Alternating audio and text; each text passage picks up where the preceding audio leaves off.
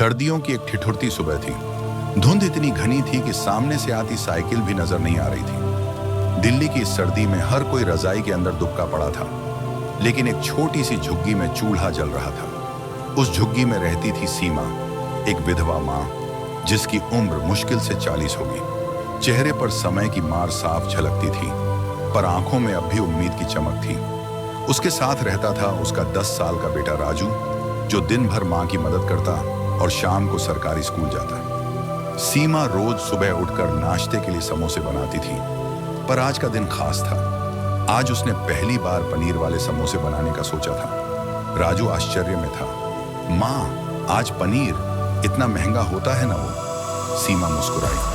हाँ बेटा, लेकिन अगर हम कुछ नया नहीं करेंगे तो आगे कैसे बढ़ेंगे? मुझे भरोसा है लोग इसे पसंद करेंगे। दरअसल सीमा का सपना था एक दिन अपनी छोटी सी समोसे की दुकान खोलने का। अभी तो वो सड़क किनारे एक ठेले पर समोसे बेचती थी, लेकिन दिल में ख्वाब बड़े थे। उसने रात को ही पनीर मंगवाया था, उधारी पर। कल अच्छा बिका तो हिसाब कर दूंगी, उसने दुकानदार से कहा था। सुबह 7 बजे से ही वह चूल्हे पर जुट गई। आटा गूंथा, पनीर को मसालों के साथ भूनकर भरावन बनाई और एक एक समोसा प्यार से बेलकर तलने लगी। उसकी उंगलियां जल रही थीं, पर चेहरे पर तसल्ली थी।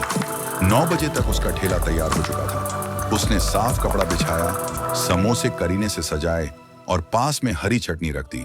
पहला ग्राहक आया, एक ऑफिस जाने वाला युवक। भैया, आज नया आइटम है, पनीर समोसा, एक बार खा के देखिए, सीमा ने हिम्मत जुटाकर कहा।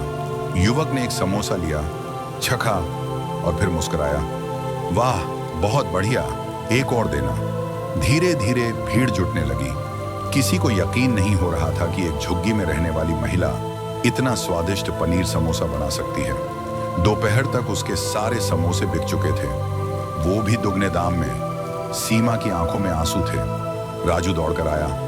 माँ, सब बिक गया, हमने पापा को दिया हुआ वादा पूरा कर लिया ना? सीमा ने बेटे को गले लगा लिया। हाँ बेटा, तुम्हारे पापा ऊपर से देख रहे होंगे और खुश होंगे।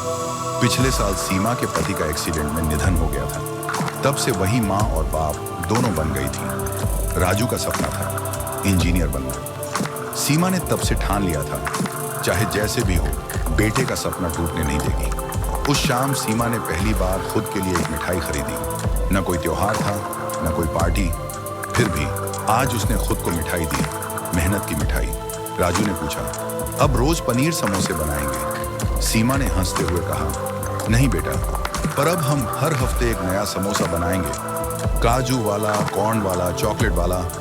और एक दिन हमारी दुकान होगी राजू की माँ के समोसे। राजू ने सीना तान लिया, जैसे उसने दुनिया जीत ली हो। अगले दिन से ही सीमा ने एक कॉपी में नाम लिखा। नई रेसिपी आइडियाज, हर ग्राहक से राय लेने लगी। कुछ अपने मन से जोड़ा, कुछ यूट्यूब से देखा। धीरे धीरे उसके समोसे का स्वाद मोहल्ले में प्रसिद्ध हो गया। कहते हैं ना, अगर दिल से चाहो तो खुदा भी तुम्हारी मदद करता है। सीमा के पनीर समोसे सिर्फ एक स्वाद नहीं थे, वो संघर्ष, प्रेम और उम्मीद की कहानी थे। आज भी जब कोई राहगीर उस सड़क से गुजरता है तो राजू की माँ की मुस्कान देखता है और कहता है, इन समोसों में माँ के हाथ का स्वाद है और दिल का प्यार भी।